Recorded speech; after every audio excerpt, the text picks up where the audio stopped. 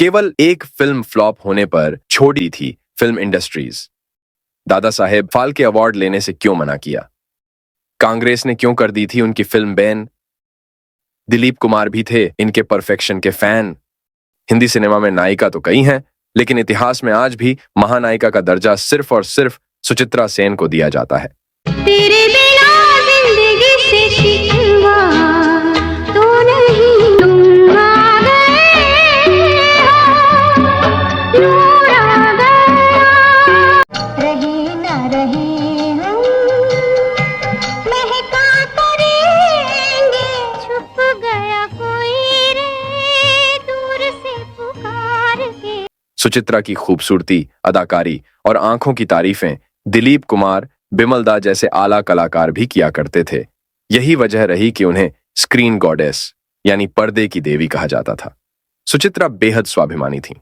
सुचित्रा सेन का जन्म 6 अप्रैल 1931 को बंगाल के सिराजगंज के पास स्थित भांगाबारी गांव, अब ये गांव बांग्लादेश में आता है, में हुआ था।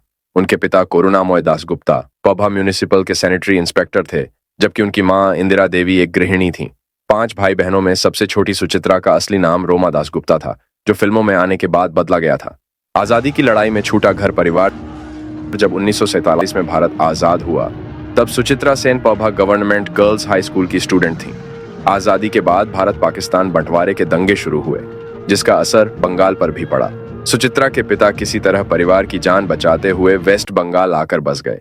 15 साल की उम्र में करवा दी गई शादी। पति ससुर की मदद से फिल्मों में आई वेस्ट बंगाल में बसने के बाद पिता ने 15 साल की सुचित्रा की शादी बिजनेसमैन आदिनाथ सेन के बेटे दीबानाथ सेन से करवा दी। पति ने दिया था सिंगर बनने का सुझाव। सुचित्रा को गाने का शौक था। घर में भी वो अक्सर काम करते हुए गुनगुनाया करती थीं। उनके पति दीबानाथ उनके हुनर की कद्र करते थे। वो चाहते थे कि सुचित्रा का हुनर 4 दीवारी में कैद न रह जाए। वो बंगाली सिनेमा का हिस्सा बनने का सुझाव दिया। दोनों ने मिलकर आदिनाथ को भी राजी कर लिया। सिंगर बनना चाहती थीं। खूबसूरती देखकर डायरेक्टर ने फिल्म में कास्ट किया। पति ने मदद की। बन रही बंगाली फिल्म शेष कोठाय में उन्हें गाने का मौका मिला। फिल्म पूरी होने से पहले ही हीरोइन ने फिल्म छोड़ दी और फिल्म बंद हो गई। इसी समय बंगाली सिनेमा के मशहूर फिल्म मेकर सुकुमार दासगुप्ता ने सुचित्रा की खूबसूरती और हुनर को भांप लिया और उनका स्क्रीन टेस्ट लिया। सुचित्रा का स्क्रीन टेस्ट इतना बेहतरीन था कि उन्हें फिल्म 7 नंबर कोएदी कास्ट कर लिया गया। फिल्म की शूटिंग शुरू हुई और सुचित्रा की चर्चा बंगाली सिनेमा में होने लगी। फिल्म रिलीज होने से पहले ही सुचित्रा को 3 और बंगाली फिल्में कजोरी, सारे चोतोर और भगवान श्री श्री कृष्णा मिल गईं। उत्तम कुमार के साथ बनी आइकॉनिक जोड़ी फिल्म शारे चौतुर में सुचित्रा को उत्तम कुमार के साथ कास्ट किया गया था। ये फिल्म सुपर हिट रही और सुचित्रा सेन को बंगाली सिनेमा की टॉप एक्ट्रेसेस में गिना जाने लगा। बंगाली सिनेमा का सुनहरा दौर लाई सुचित्रा उत्तम की जोड़ी। सुचित्रा उत्तम की जोड़ी ऐसी जमी कि जब भी बंगाली सिनेमा में कोई बड़ी फिल्म बनती थी तो उसमें सुचित्रा सेन और उत्तम कुमार को ही कास्ट किया जाता था। इनकी आइकॉनिक जोड़ी इंडियन सिनेमा की सबसे बेहतरीन पेयरिंग कहलाती थी, जो बंगाली सिनेमा का सुनहरा दौर लाई थी। टाइम्स ऑफ इंडिया को दिए एक इंटरव्यू में दिलीप कुमार ने कहा था कि पर्दे पर उनकी पसंदीदा जोड़ी सुचित्रा और उत्तम कुमार की थी।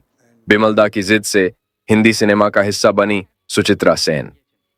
बंगाली सिनेमा में सुचित्रा सेन की खूबसूरती की चर्चा हर तरफ होती थी। यही वजह रही कि जब फिल्म मेकर बिमल रॉय को फिल्म देवदास 1955 के लिए पारो चुननी थी, तो मीना कुमारी के बाद उन्हें सबसे पहले सुचित्रा का ही ख्याल आया।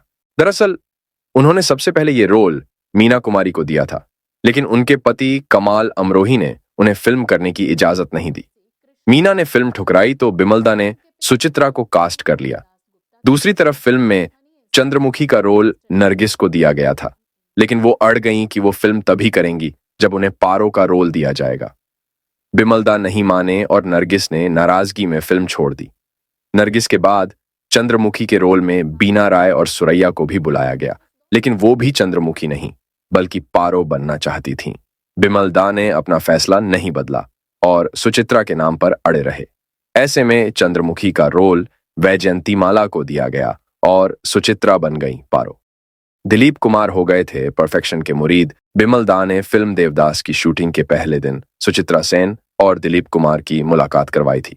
जैसे ही दिलीप कुमार की नजर उन पर पड़ी तो बड़ी बड़ी आंखों और तीखे नैन नक्श ने उनका ध्यान खींच लिया।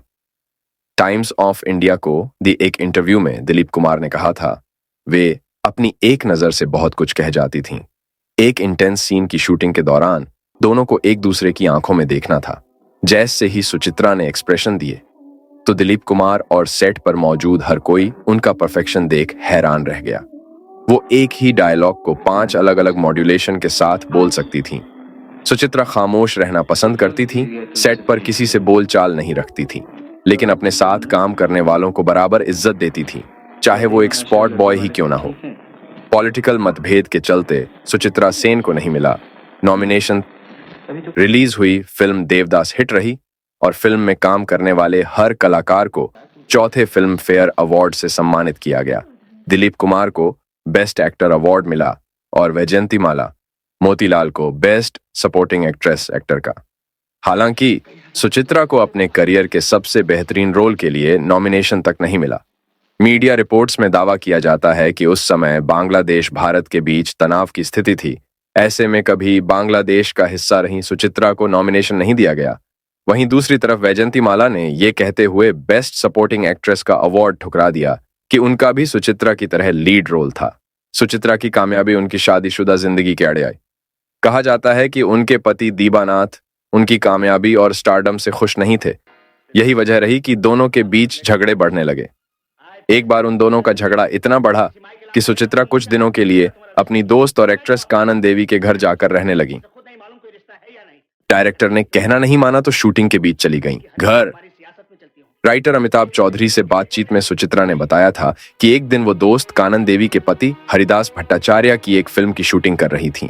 एक दिन उन्होंने डायरेक्टर से कहा कि वो अपने मुताबिक सीन करेंगी। इस पर हरिदास ने जवाब दिया, काम वैसा ही करना जैसा मैं कहूं।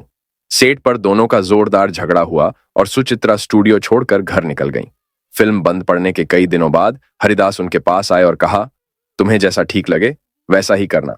ऐसे सुचित्रा ने वो फिल्म पूरी की। सुचित्रा सेन को पसंद आ जाए इसलिए लिखी गई फिल्म आंधी। हार्पर कॉलिन इंडिया में जब गुलजार साहब की 3 बेहतरीन फिल्मों आंधी, अंगूर, इजाजत पर चर्चा हुई तो उनसे पूछा गया कि आंधी में सुचित्रा सेन को कास्ट क्यों किया गया था। गुलजार साहब ने जवाब में बताया कि पहले संजीव कुमार और सुचित्रा को एक टिपिकल बम्बैया फिल्म में कास्ट किया गया था। जिस समय स्टोरी नरेशन का काम हुआ उस समय सुचित्रा कोलकाता में थी। एक मीटिंग रखी गई जिसमें संजीव कुमार, गुलजार साहब, प्रोड्यूसर ओम प्रकाश, राइटर सचिन भौमिक मौजूद थे। जब बम्बैया थीम की स्टोरी सुनाई गई तो गुलजार साहब खड़े हुए और कहा, क्या आप लोगों को लगता है कि सुचित्रा सेन इस कहानी को सुनने के लिए कोलकाता से बम्बई आएंगी? वे ऐसी फिल्म क्यों करेंगी?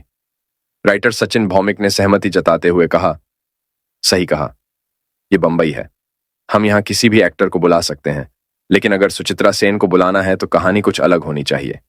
हर कोई इस बात से सहमत था। इसी बीच गुलजार साहब ने एक पॉलिटिकल ड्रामा फिल्म की कहानी सुनाई जो हर किसी को पसंद आ गई। वो कहानी फिल्म आंधी की थी जो उन्होंने सुचित्रा के लिए चुनी थी। ये बात भी कम लोग जानते हैं कि फिल्म आंधी के सेट पर हर कोई सुचित्रा को मैडम नहीं सर कहता था। ये रुतबा उन्हें गुलजार साहब ने ही दिया था। कांग्रेस ने बैन कर दी थी फिल्म आंधी। 14 फरवरी 1975 को रिलीज हुई फिल्म आंधी में सुचित्रा सेन ने आरती देवी का रोल प्ले किया था। कहा गया कि यह फिल्म तत्कालीन प्रधानमंत्री इंदिरा गांधी पर बनी है, जबकि ऐसा नहीं था। इस फिल्म को कांग्रेस पार्टी ने कई जगह रिलीज होने से रोक दिया। फिर जब इमरजेंसी लगी तो फिल्म को बैन कर दिया गया। कांग्रेस का मानना था कि इस फिल्म से उनकी पार्टी की छवि पर बुरा असर पड़ेगा। बैन के चलते फिल्म नेशनल टॉपिक बन गई थी। जब कांग्रेस को हराकर जनता पार्टी सत्ता में आई तो इस फिल्म का टीवी प्रीमियर किया गया था। ये सुचित्रा सेन के करियर की सबसे बेहतरीन फिल्मों में से है। एक फिल्म फ्लॉप हुई तो फिल्म इंडस्ट्री छोड़कर गुमनाम हुई। फिल्म आंधी के रिलीज होने के 2 साल बाद 1978 में सुचित्रा सेन बंगाली फिल्म प्रणय पाशा में नजर आई थीं। इस फिल्म का फ्लॉप होना सुचित्रा बर्दाश्त नहीं कर पाई और उन्होंने तुरंत फिल्मों से रिटायरमेंट की अनाउंसमेंट कर दी, जबकि उस समय वो राजेश खन्ना के साथ नाती बिनोदिनी में काम कर रही थीं। उन्होंने फिल्म अधूरी छोड़ दी और फिल्मी दुनिया से सारे नाते तोड़ लिए। सात्विक जीवन अपनाया, एक कमरे को बनाई दुनिया। फिल्में छोड़ते ही सुचित्रा सेन रामकृष्ण मिशन आश्रम से जुड़कर सात्विक जीवन जीने लगी। चंद दिनों में ही उन्होंने घर के एक छोटे से कमरे में अपनी दुनिया बसा ली। इस दौरान भी उन्हें कई फिल्में मिली, लेकिन उन्होंने सारी फिल्में ठुकरा दी। समय बीतता गया और एक समय ऐसा आया जब वो कमरे में ही कैद रहने लगी। उनके परिवार वालों को भी उनसे मिलने की इजाजत नहीं थी। बायोग्राफी आमर बोंधु सुचित्रा सेन लिखने वाले राइटर अमिताभ चौधरी से सुचित्रा ने कहा था, मैं अकेले रहना पसंद करती हूं। मैंने अपनी बहन की बेटी रुना की शादी भी अटेंड नहीं की। मैं जहां भी जाती थी लोग मुझे डिस्टर्ब करते थे। मुझे कई लेटर आते थे, लेकिन मैंने ना उन्हें खोला न किसी का जवाब दिया। मैं इस तरह ही खुश हूं। कमरे से ना निकलना पड़े इसलिए ठुकरा दिया। दादा साहेब फाल्के अवार्ड। साल 2005 में सुचित्रा सेन को दादा साहेब फाल्के अवार्ड दिया जाने वाला था। हालांकि जब उन्हें कॉल कर इसकी खबर दी गई तो उन्होंने ये कहते हुए अवार्ड ठुकरा दिया कि वह अब लोगों के सामने नहीं आएंगी। अगर अवार्ड देना है तो घर आना पड़ेगा। आखिरी ख्वाहिश, मौत के बाद भी चेहरा किसी को न दिखाया जाए। 24 दिसंबर 2013 को सुचित्रा सेन को लंग इन्फेक्शन के चलते अस्पताल में भर्ती करवाया गया था। प्राइवेसी के चलते इस बात को पूरी तरह से राज रखा गया था। 17 जनवरी 2014 को सुचित्रा को अस्पताल में हार्ट अटैक आया, जिससे उनका निधन हो गया। 82 साल की सुचित्रा की आखिरी ख्वाहिश थी कि मौत के बाद भी उनका चेहरा किसी को न दिखाया जाए।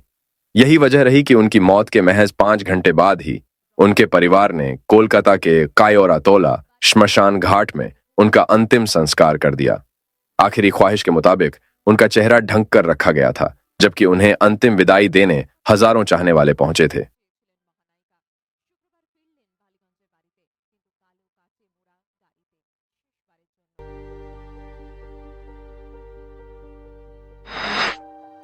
इंटरेस्टिंग वीडियो देखने के लिए हमारी वीडियो को लाइक और सब्सक्राइब करें।